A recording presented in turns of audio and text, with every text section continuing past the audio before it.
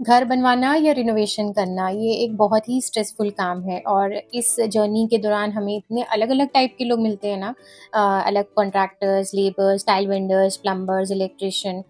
और अक्सर क्या होता है स्टार्टिंग में सब कुछ बहुत स्मूथ लगता है। जब डील फाइनल हो रही होती है, तब सब लोग बहुत पोलाइटली बात करते हैं। हर टर्म्स एंड कंडीशंस पे ना वो एग्री भी कर लेते हैं और हमें कॉन्फिडेंस देते हैं कि बस आप दीदी टेंशन मत लीजिए, हम सब हैंडल कर लेंगे। लेकिन जैसे-जैसे ना वर्क प्रोसीड होता है और पेमेंट्स क्लियर होने लगती हैं, वैसे-वैसे कई लोगों का एटीट्यूड चेंज होने लगता है। मेरे साथ भी कुछ ऐसा ही हुआ था जब ये मेरा घर बन रहा था, तब ना लॉकडाउन जस्ट ओपन हुआ था। मार्केट में लेबर्स की भी शॉर्टेज थी, कंस्ट्रक्शन मटेरियल की भी शॉर्टेज थी, टाइल्स और दूसरी जो चीज़ें हैं, उनकी अवेलेबिलिटी का भी इश्यू था। स्टार्टिंग में कॉन्ट्रैक्टर ने हमसे हर चीज़ क्लियरली डिस्कस की, हमने भी अपने एक्सपेक्टेशंस और रिक्वायरमेंट्स प्रॉपर्ली उनको एक्सप्लेन कर दिए।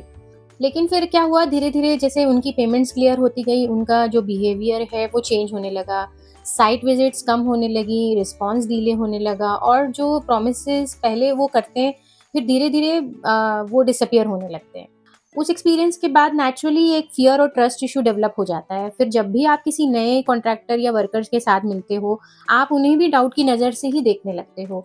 आपको लगता है कि कहीं ये भी वैसा ही ना निकले जैसे पहले वाले लोग निकले थे। सेम फीलिंग मुझे भी हुई जब मैं अपना किचन रिनोवेशन प्लान कर रही थी। हम एक टाइल वेंडर के पास गए जहाँ से हमने पहले भी टाइल्स ली थी।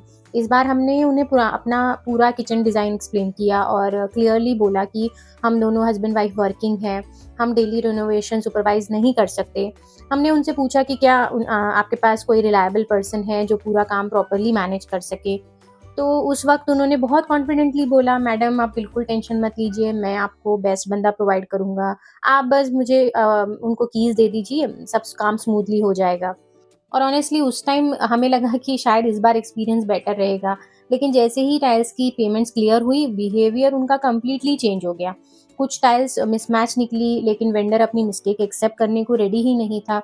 जो वर्कर उन्होंने भेजा था, वो भी हमें ही ब्लेम करने लगा। वो कहने लगा, मैडम रिनोवेशन वर्क में तो ऐसा ही होता है, ओल्ड टाइल्स और न्यू टाइल्स परफेक्टली मैच करना डिफ़िकल्ट होता है, ये डिज़ाइन चूज़ करना ही रिस्की था।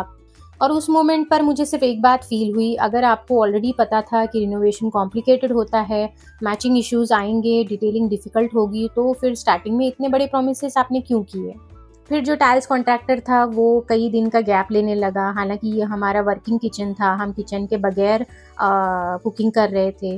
तो जब हमने टाइल्स ओनर से उस लेबर की कंप्लेन की तो उन्होंने कहा, नहीं इतना तो डिले होता ही है और आपको तो थोड़ा बहुत मैनेज करना ही पड़ेगा, ऐसा नहीं है कि कोई आपके बिहाफ़ पे सब कुछ मैनेज कर लेगा। तो वो सारी चीज़ें जो उन्होंने पेमेंट लेने से पहले हमसे डिस्कस की थी, तय की थी, वो सब कुछ एकदम से उन्होंने पलट दी। सबसे डिफ़िकल्ट पार्ट सिर्फ़ मनी या डिले नहीं होता है, सबसे डिफ़िकल्ट पार्ट होता है जो मेंटल स्ट्रेस आपको मिलता है रिनोवेशन के टाइम।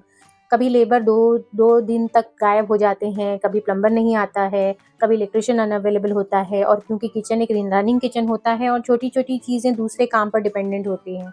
स्टार्टिंग में यही लोग बोलते हैं, हम प्लम्बर भी अरेंज कर देंगे, दीदी हम इलेक्ट्रिशियन भी अरेंज कर देंगे, आपको किसी चीज़ की टेंशन लेने की ज़रूरत नहीं है। और लेटर सडनली दे से, मैडम प्लम्बर नहीं आ रहा है तो हम क्या करें? इसके बिना काम आगे ही नहीं बढ़ेगा। उस पॉइंट के बाद मैंने एक चीज़ सीखी, आपको अपने टर्म्स एंड कंडीशंस बहुत क्लियरली डिफाइन करने चाहिए। और ऑनेस्टली उसके बाद भी काफ़ी स्ट्रिक्ट मैं हो गई थी। मैंने पेमेंट्स होल्ड करना स्टार्ट किया अंटिल प्रॉपरली वर्क कंप्लीट हो जाए, क्योंकि एक बार आप पेमेंट कर दो तो बहुत बार सर्विस और रिस्पॉन्स दोनों चेंज हो जाते हैं। लेकिन एक और इम्पॉर्टेंट चीज़ जो मैंने सीखी, हर इंसान सेम नहीं होता।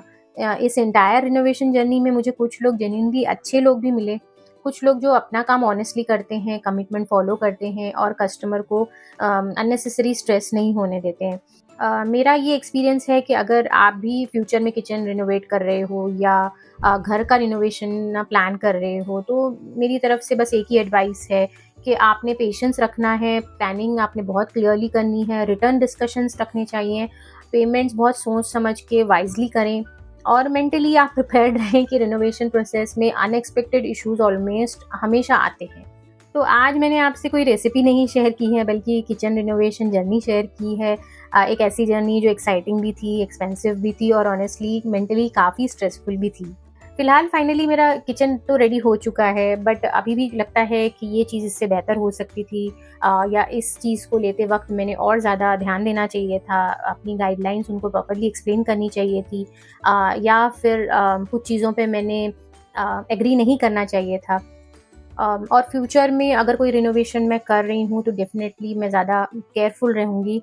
लेकिन कभी-कभी क्या होता है कि आप इतने स्ट्रेस्ड आउट हो जाते हैं कि एंड ऑफ द डे या कुछ दिनों के बाद आपको चाहिए होता है कि बस ये काम ख़त्म हो जाए और आप इस सिचुएशन से बाहर निकल जाएँ। भले ही आपको कुछ चीज़ें कुछ महीनों के बाद आप दोबारा उसको चेंज कर सको, बट वो जो स्ट्रेस मिलता है कि काम डिले पे डिले होते जा रहा है और कुछ चीज़ें आपके हिसाब से मैचिंग नहीं हो रही हैं। क्योंकि जब आप एक रहते हुए घर में कुछ काम करवा रहे होते हो तो बस आप चाहते हो कि सब कुछ जल्दी वाइंड अप हो जाए, क्लीन हो जाए और आप उन चीज़ों को यूज़ करने लगो। तो बस आप उस स्ट्रेसफुल सिचुएशन से निकलना चाहते हो। अगर आपका भी कोई रिनोवेशन एक्सपीरियंस है जो इंटरेस्टिंग है या स्ट्रेसफुल रहा हो तो कमेंट्स में ज़रूर शेयर कीजिए। I would really love to know your stories too. And if you enjoyed this honest renovation journey video, don't forget to like, share and subscribe to Green Kitchen Tales. और मैं आगे भी ऐसी ही Green Kitchen Tales या Green Kitchen stories आपके साथ share करती रहूँगी। मिलते हैं नेक्स्ट वीडियो में। Until then, bye bye and take care.